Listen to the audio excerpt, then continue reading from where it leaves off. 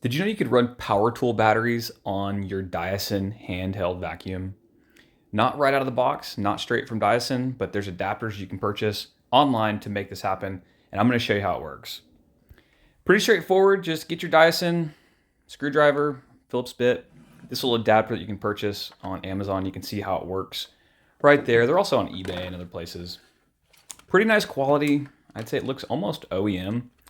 The one I purchased runs dewalt batteries and also some Milwaukee platform batteries. I'm a dewalt user, so it worked for me. Take out this screw right here in the handle. There's another one we're going to take out in a second. Pretty straightforward. They are really little, so you might have to dig around for the appropriately sized tip. Pull out that old battery. They're trash. God, if they could just make these things last longer. Again, we're Dyson fans, but those aftermarket batteries are not that great. Put on this adapter because you've got these high-end batteries that you paid a lot of money for. Attach that adapter on, and you're almost done. Yes, my vacuum is disgusting. This is the one we use in the garage, on the cars, and stuff like that. Didn't want to throw it away quite yet. Again, we love their products from Dyson.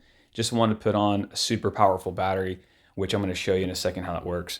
When I said these things are pretty small, I'm not kidding around. I'm using an impact. I don't recommend you do that, because you can strip out the threads on the actual Dyson unit. So be careful. Pop that canister back on, slide the battery in, and you are done. This thing is ready to go. And let me tell you, like with that battery I just had, it has power for days. That's a flex volt battery, and it is a rock star. A little overkill makes the unit super heavy, but it will get the job done and some. I will say it's quite the upgrade, but is it worth it? That's the question.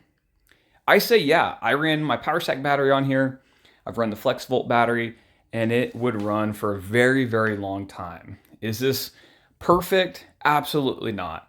One of the big downfalls is I can no longer cradle it in the Dyson OEM cradle. I do have to charge my battery and my vacuum separately, so it's a little clunky, but I think overall for how I use this vacuum, it's worth it.